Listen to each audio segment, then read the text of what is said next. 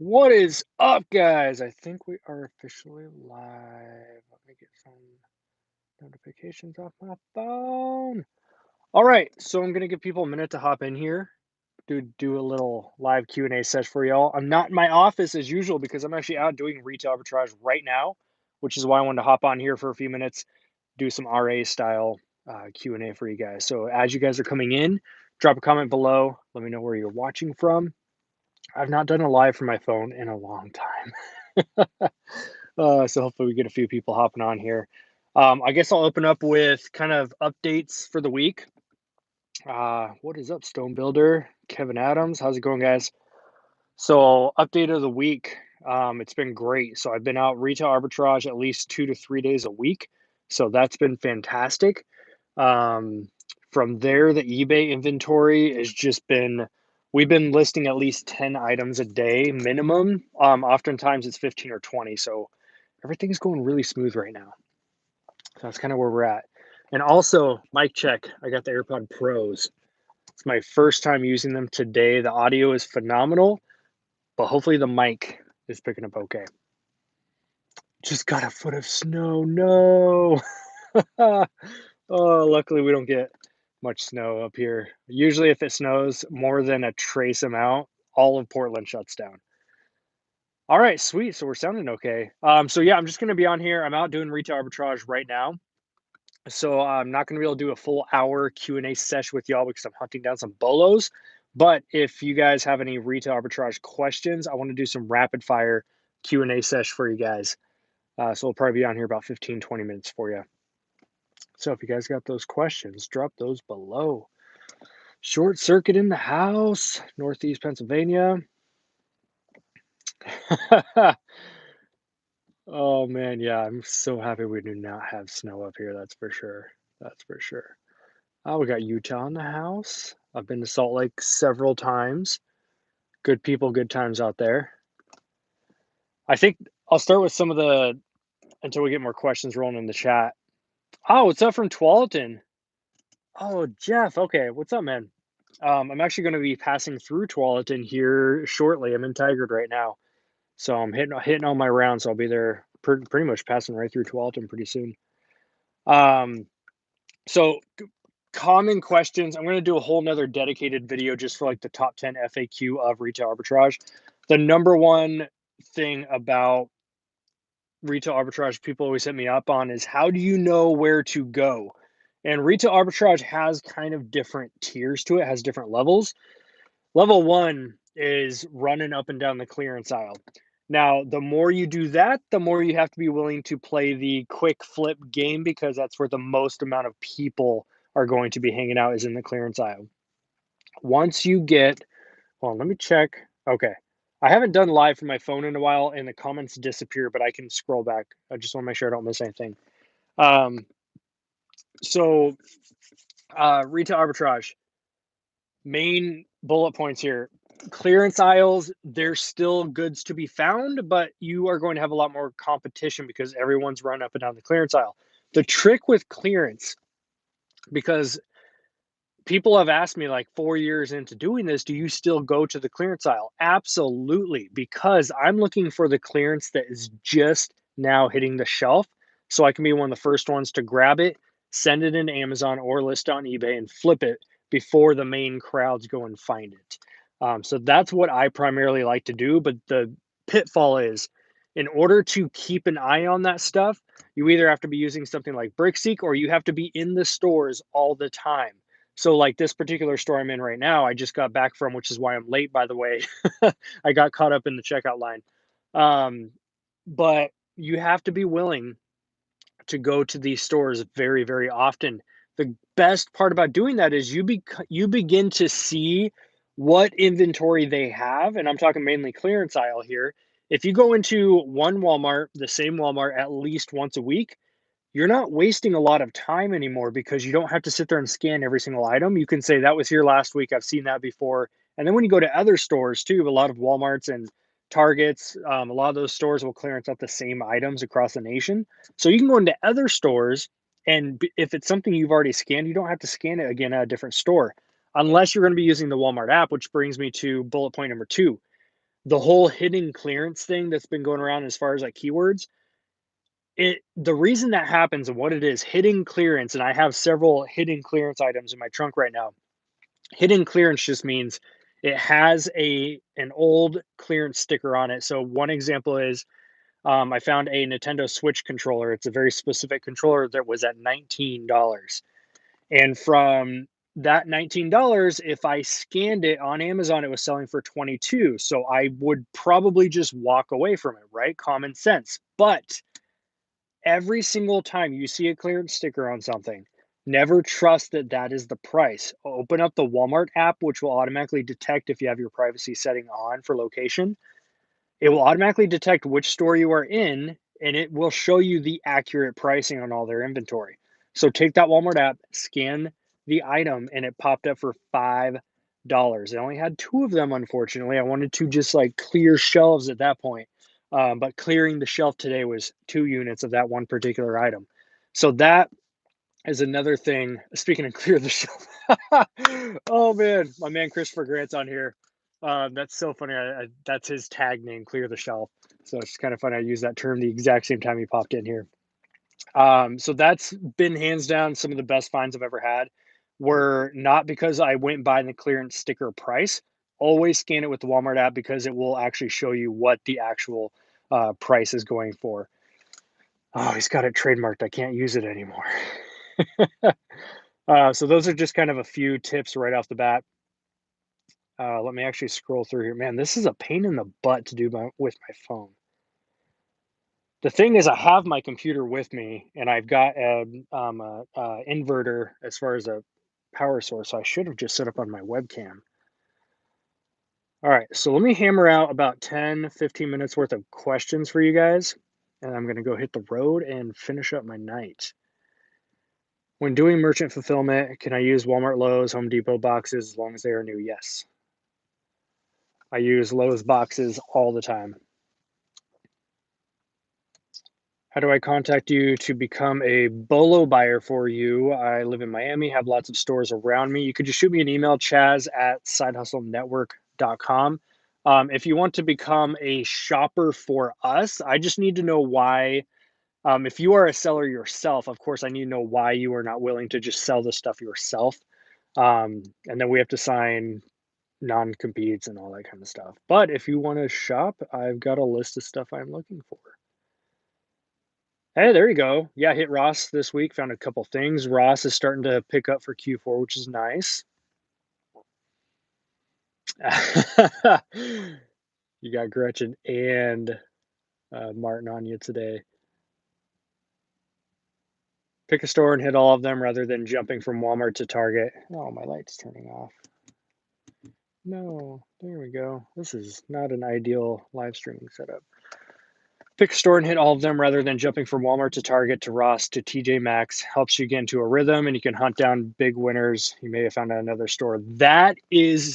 I love that Chris brought that up, and I've been needing to do a video on this because that's my exact method I do.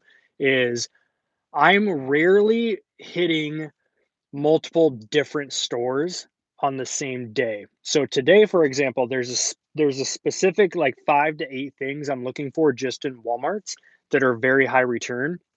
So I haven't walked into a Target, I haven't walked into a Goodwill. No other store is being hit today except for Walmart's. I think I'm on Walmart number 6 of the day, and I got a super late start in the day, so I'm not doing like a 12-hour day. But I've hit about 6 Walmart so far, and it's just boom, boom, boom, boom. And like Chris said, when you get to know which inventory is being moved out, clearanced out, you can go to a second and third and fourth Walmart and see the same stuff, and you already know what the Amazon prices are going for, eBay pricing, etc. So I'm a huge, huge fan of that. And then there's other days where if I'm doing thrifting at Goodwill, it's not uncommon for me just to go out and spend 10 hours hitting 12 or 15 Goodwills. That's typically how I do all of it. When planning RA trips, do you prioritize stores by location or by highest clearance sale amount? I will use a combination of BrickSeek and a few other tools to kind of guide me. Here's the thing with third-party tools like BrickSeek, they're guides, okay? Rarely will they say they have 3 of one item, and then you go into that store and they have exactly 3. That's a rare occasion. So I use it more of a guide. I'm looking for which items are being clearanced out that are new, that have a high return, and which area, as far as location where I'm driving to, which area has the most amount of Walmarts in that cluster.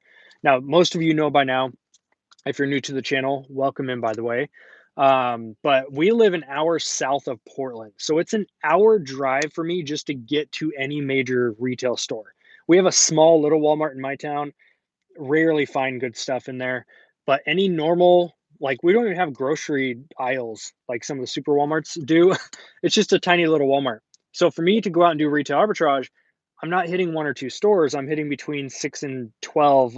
We would just call it 8 to 10 on an average day because I'm going to make it worth my money. But I need to go where the clusters are. I'm not going to waste time driving an hour and a half north to one store and then 30 minutes this way to another. I'm trying to get to the cluster and then see how many I can hit. And that's kind of how I prioritize what I'm doing there. Do you ever feel discouraged when oh, preaching to the choir, man. Do you ever feel discouraged when you can't find anything after a while? Man, my lights are not going to stay on. Sorry, guys.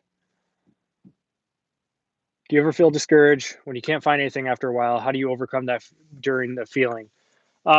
Every single time that I come home empty-handed, and for me, empty-handed is because you have to learn how to put a dollar amount on your time. So if I go out, like today, I'm going to be gone for a total of about 6 hours. I would need to bring home minimum 300 ish. That's like rock bottom, 300 net profit for me to be out here doing this today. So if I don't, I've already found 300 net profit. So I'm good for today. But if this had been a day, which happens all the time, if this had been a day where I only found 100 or 200 or even less than that, I get very discouraged. I get pissed off. None of us like to go out and spend all that time working on those days because when you come home empty handed, I'm thinking, I could have been at home playing with my kids. I could have been in the office getting a bunch of stuff done. So I get very discouraged. I feel like I wasted a bunch of time. But with that being said, those are the times that you, even if I had the choice, I would still take those days because they make you really keep the fire under your ass. If you're going out and finding good stuff every single time, all the time, great. But you will learn to not appreciate the hustle as much, if that makes sense. So, in a weird way, as discouraged as I get, you know what? I'm just going to leave that light off. How about that? We'll do a little in the dark sesh after hours. Um, I get very discouraged, but at the same time, it makes me keep the fire under my ass and appreciate the hustle a little bit more because it motivates me to get out and do better next time. And I'm also looking at if I came home with nothing, was it the stores that I chose to go to that day? Was it the time of day? Was it sourcing for Amazon versus eBay? What made it a bad sourcing day? Then I know the lighting's not too bad. I got a little street light right here. I'm trying to stay down here so you guys can see me or it's up here. um, so that's kind of where I'm at with it all. I'm always kind of looking and tweaking and asking myself, how can I do better next time? If I had a bad sourcing day today, maybe it was just a bad luck day. That happens. But could it be something in my control I can change for next time? Right? Maybe I can go to a different part of town, go to a different city, go south versus north. Those are things I'm constantly asking myself. But I get discouraged all the time. There's a lot of big time sellers in the chat right now that would say the same thing. You're not going to have wins every single time. And that's where the issue with YouTube and Instagram and all the social media bullshit comes from, right? Too many people are showing their highlight reels. They're like, oh my gosh, look how much money I made doing retail arbitrage. It's like, cool, you did that today, but what about tomorrow? Right? We're one of the few channels I feel, and I'm damn proud of it, that we show all of it. We show the slow days, the bad days, the good days, the highlights. And we've been doing that for 4 years. But we like to keep it real here on the channel, and you're going to go through those times. You're going to go through those times. And here's the thing, not everyone's cut out for this. Let's just hit on that real quick. A lot of people come into the reselling community And it's the typical scenario. You have a full-time job, you start this as a part-time hobby, you want it to take over, quit your job, help your spouse come home, like all that good stuff, right? Been there, done that. I get it. But not everyone is cut out for this. You have to be willing to go out and hunt. For, since we do this full time, I there's days where I've been gone for 12 hours. I'm not exaggerating. Anyone who has been around us here in person and watched the way that I work, I don't mind working 12-hour days. And I've done many, many, many of them where I don't come home with anything. Or I may waste 12 hours at the office and not get a single thing done, and then I'm packed the next day. Those days will break people, right? If you have enough failures over and over and over, it will break most people. But for those of us that have that fire that burns inside, that we can do and be more in life, those are the ones that will ultimately crush it. It's my tangent for the day. Do you have much luck at the outlet stores in Woodburn? I was just in Woodburn a couple days ago, actually. On Sunday, we took a little family day at the mall. And Woodburn is a giant outlet mall we have here in Oregon. Northwest renown, by the way. It's very popular here to a small amount of people. But I don't source Nike there as much. That's kind of like the highest foot traffic Nike store in this area. I don't source there much. I used to try to go on Fridays. I'm about 45-minute drive away from there. And I've sold several hundred pair out of that store, but it's very high competition because there's so much foot traffic in there. It's definitely one of the most popular malls in this whole area. But I don't source in there much. But we did go as a family day on Sunday, and I went into Converse and I actually found some really good deals in there. But I have sold some Columbia jackets in the past. I've gotten off clearance out of there. As far as that, I don't go out of my way to go to the Woodburn outlet. All right, guys, I got a few more minutes of questions, and I'm gonna hit the road. I've got about three, no, actually, realistically, probably about five more stores I'm gonna hit tonight. Man, I am not digging this scrolling I have to do on my phone. Have you tried doing OA?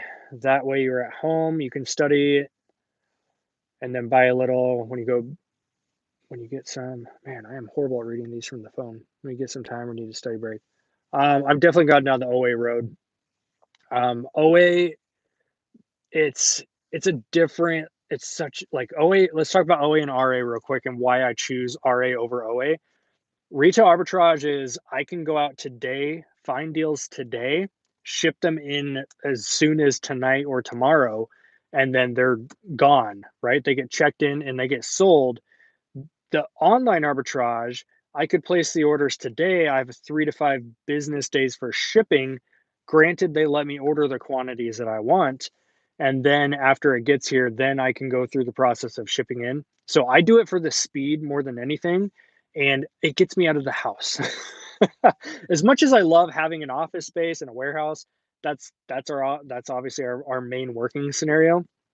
Um, I need to get out sometimes into the world, especially because we do this full time. I could literally go weeks without speaking to any humans if I chose to. So this gets me out into the world. And I love the thrill of the hunt. I love to get a message or see an email where it's like, hey, this deal is on sale, go find them, and then hit the road and go get it. I love the treasure hunt of it.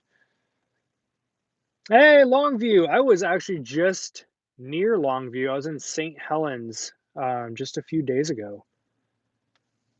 I was doing a Facebook Marketplace sale there. Why are VCRs worth so much still? Because they are no longer manufactured as of a couple of years ago. They don't manufacture VCRs, and a lot of people have old VHS tapes of their family, and they want to this is where the recording combos come in handy. People need to transfer them into DVD form, or they just have those old videos that they don't want to transfer to DVD, so they just need to buy a VHS player. And since you can't just roll into Walmart and buy one, you have to go online to look for them. So it's just supply versus demand.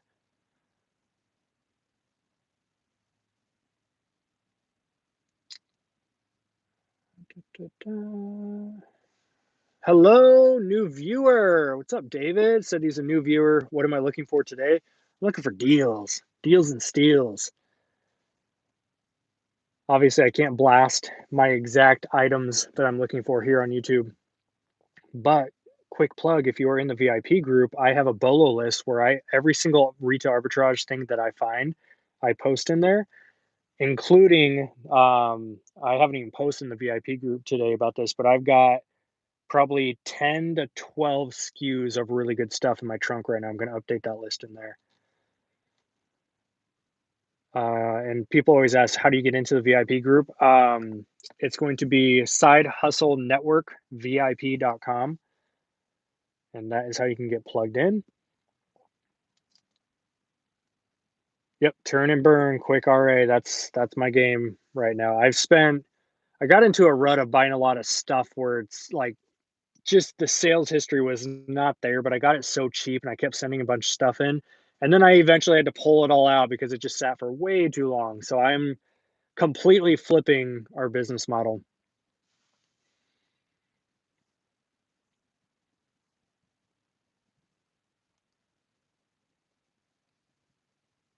You can't beat free advice. I still get people that complain about the advice I give out. I'm like, you didn't pay a dime for it. Yeah, Martin pointed out a really, really good point on RA versus OA.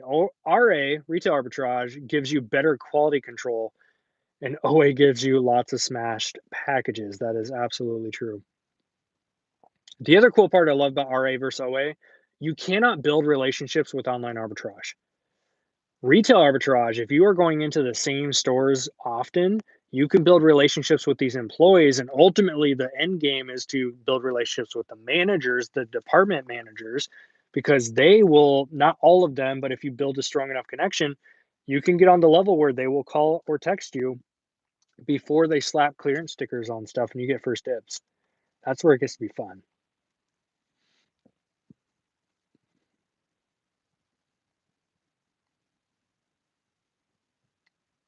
All right, a few more of these. And then I am going to, yeah, Ross. Christopher got some Ross Bellow. Shoot those over, my man. I passed by like four Ross today. I'm like, oh, I want to go in so bad, but I'm on a time crunch and I got to hit my Walmarts today. I've got my warehouse sale Thursday, Friday, Saturday, so I'm not going to be able to hit retail arbitrage at Ross. I'm probably going to go out for Ross hunting probably Monday. Hi from Vancouver. I was just in Vancouver earlier today. Man, we got a lot of Northwest people up here. So all the Northwest people, I'll just put this out there. I was thinking about hosting some type of meetup, some type of 1 day mini event of some sort here in the Northwest. Probably be Portland. I think Portland's pretty centered for where a lot of people are coming from. So I'm curious if all the Northwest people would be game for a 1 day event.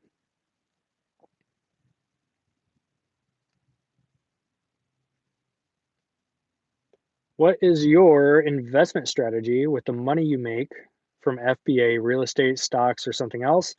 I've played with the Robinhood app and I put in like 300 bucks. That thing was up to, I think I had it up to like 480 at one point, and then I invested into some bad stocks. Then that tanked real quick. So I play with that, just a few $100. It's all play money in there.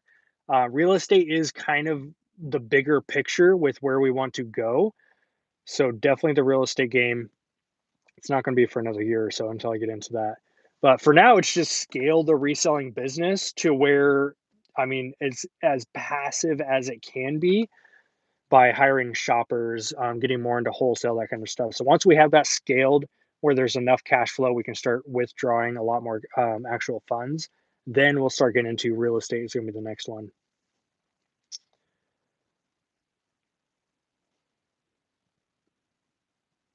Do you have any specific spend and profit rules? Yes, I typically it it how do I phrase this?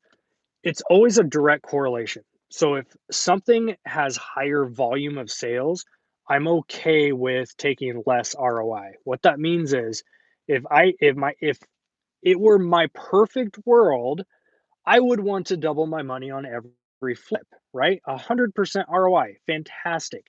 Not going to happen in the retail arbitrage world all the time. Sometimes, yes. But typically, I am trying to, in a perfect scenario, if I walk into this Walmart right now and I'm scanning, ideally at the time of the scan, I want 40 to 50% ROI. That gives me enough wiggle room. I'm personally good with as low as 20. So that gives me enough wiggle room to compete on pricing if I need to. So that's what I go into retail arbitrage type of mindset. Online arbitrage is very similar. You also have to factor in shipping costs sometimes. A lot of these websites, sometimes they don't give you free shipping unless you hit a certain dollar amount, which you can do too. That's kind of my threshold is about that 40, 50% at the time of the scan. If it's selling really, really fast, then I'm good with 20%, get as many as I can. If I can do some volume work, then I'm more than happy to do that.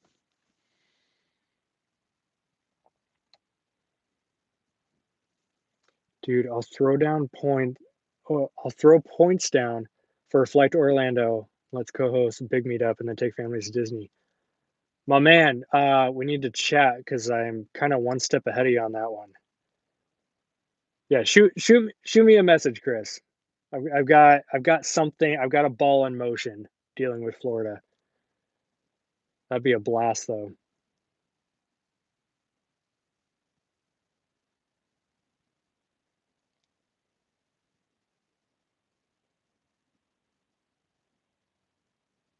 How long have I worked at Walmart?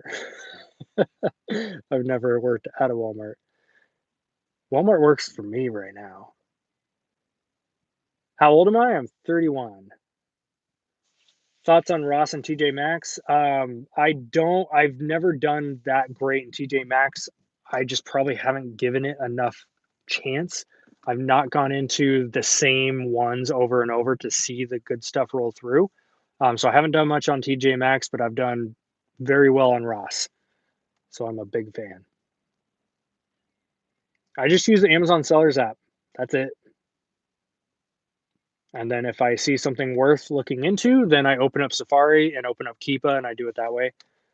But I don't use any handheld scanners, no fancy apps. I have Inventory Lab, so I can use Scoutify too if I need to. The regular app has all the information I need on one page. So the benefit with Scoutify IQ or I'm combining two things here. The benefit of Scoutify 2 is you can open up Keepa and eBay directly from the app. So I do like that part. Yeah, I've heard so many people do so well at TJ Maxx Beauty, so I need to just get in there and do it more. I think the issue is we only have one TJ Maxx in this general area that's within an hour drive. It's about 40 minutes, maybe 30, 35 minutes if I hustle. And I don't go to those parts of town too much. So I think that's where my issue is I just need to go out there once a week because there's a couple other Ross and other stores I can hit too. I just need to add TJ Maxx into my mix.